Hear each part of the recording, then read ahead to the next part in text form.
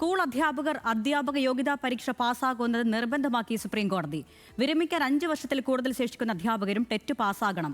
2 വർഷത്തിനുള്ളിൽ യോഗ്യതാ പരീക്ഷ പാസ്സാകണമെന്ന നിബന്ധന 3 വർഷമാക്കി കോടതി ഉയർത്തി.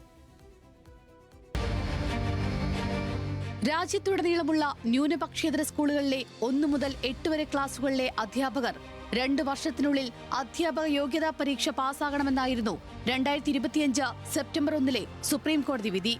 ഇതിനെതിരെ സംസ്ഥാന സർക്കാരും അധ്യാപകരും ഉൾപ്പെടെ നൽകിയ പുനഃപരിശോധന ഹർജി തള്ളിയാണ് കോടതി ഉത്തരവ്.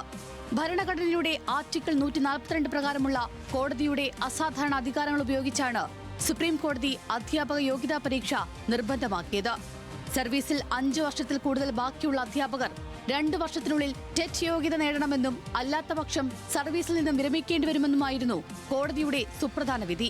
ഈ വിധി നിലവിലുള്ള അധ്യാപകർക്ക് വലിയ പ്രതിസന്ധി സൃഷ്ടിച്ചതോടെയാണ് സുപ്രീം കോടതിയിൽ 45ഓളം പുനഃപരിശോധന ഹർജികൾ സമർപ്പിക്കപ്പെട്ടത്. എന്നാൽ ഹർജികൾ തള്ളിയ കോടതി 2 വർഷം എന്നത് 3 വർഷത്തെ കാലാവധിയായി ഉയർത്തി.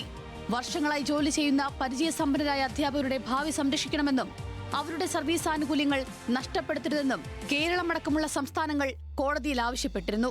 എന്നാൽ അധ്യാപകർ യോഗ്യതയുള്ളവരാകണമെന്ന് ചൂണ്ടിക്കാട്ടി ജസ്റ്റിസുമാരായ ദീപാങ്കർ ദത്ത, മൻമോഹൻ എന്നിവരടങ്ങിയ ബെഞ്ച് ഹർജികൾ തള്ളുകയായിരുന്നു. Legal desk, news Malayalam.